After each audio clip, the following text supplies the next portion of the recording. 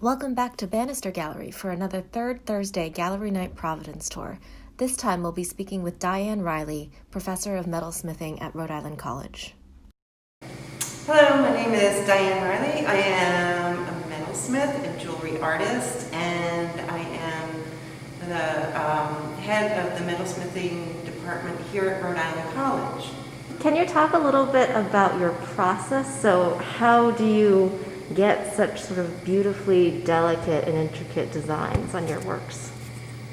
Part of my process and my craft is deeply seated in attention to detail, fine craftsmanship, and quality of line and surface. So originally I worked more in sterling silver and gold and copper, and lately I've been moving into steel and found objects. And I've been doing found objects for a while, but my process translates from my experience with those materials and attention to detail.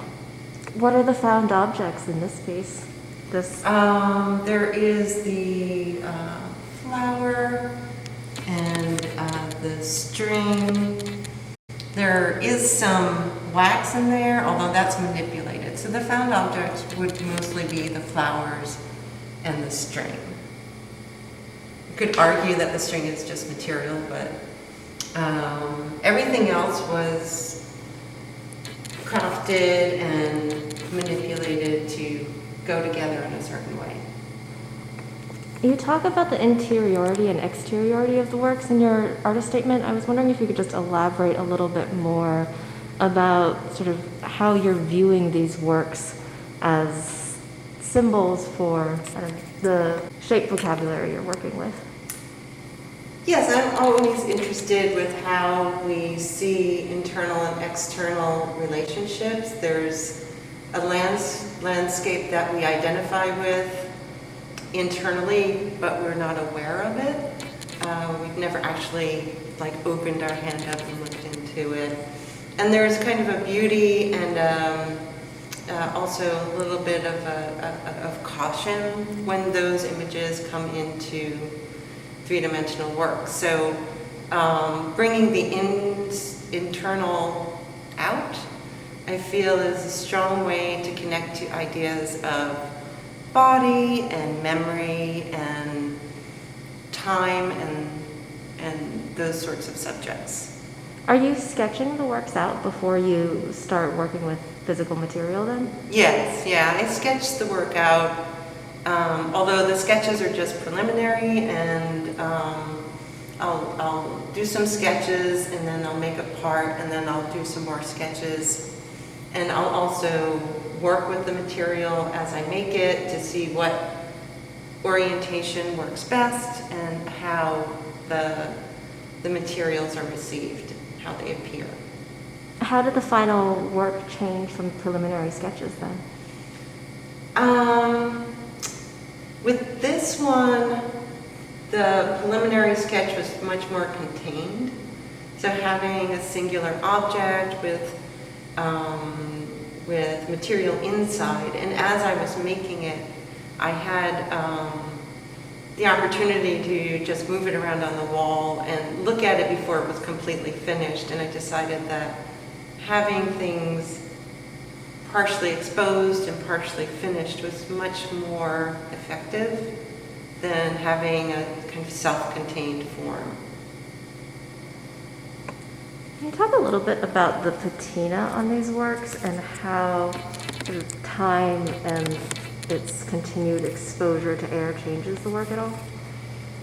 Yes, and so these patinas are, it's mostly rust and liver of sulfur, which is an oxidizer that works primarily really well on sterling and on copper.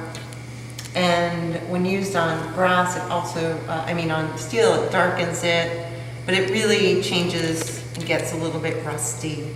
So as these, the natural properties of steel cause it to rust when it's exposed to air and moisture. So these will continue to change as time goes on and they're exposed. And I like that. I think it really relates to the idea of memory, which is my primary focus, and how memory changes over time, and how the things that we remember start to fade and start to change. Can you talk a little bit more about that with regards to this piece and the installation of this piece? Well, I see memory as, especially the memory of a specific event, as something that's called back in fragments and in parts. So, and it's also called back when you least expect it. So it's evoked by a smell, by a sound, by a sight, by a peripheral image, and it comes back in sharp focus, and and it changes. So, this idea of like, if you are in a certain place and you smell a certain smell, then all of a sudden you start remembering a different time and place. And here I'm thinking about that, like the flower that you might catch in your peripheral reminds you when you were there at a different time or a different place. So that sort of connects to those ideas of memory and thread as well. I feel creates a kind of visual line that's very tenuous and very shifting. So I really love the idea of thread in work to connect to ideas of memory and time. Can you talk a little bit about what the viewer should experience if they were to be able to come and see this work in person? Yeah. I mean, from a distance, there's, you can really see the forms and where they're placed on the wall, and there's kind of high contrast, which I hope draws you closer to the work. And as you get in, you can start to move around the work and be drawn to the interiors.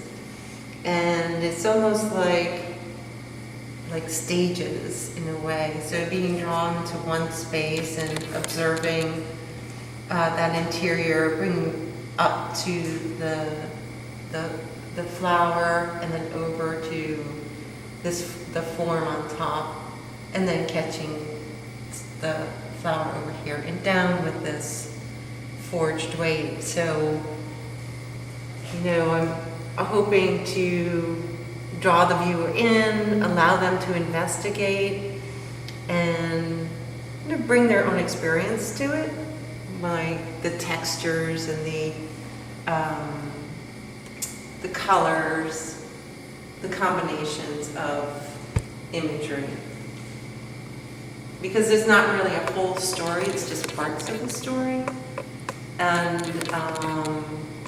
in that way, I want the viewer to be able to bring their own story to the table, to have these textures and these lines and these objects evoke something within them that I'm not a part of necessarily.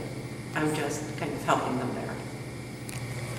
Could you talk a little bit more about these brooches that are right up at the front of the exhibition?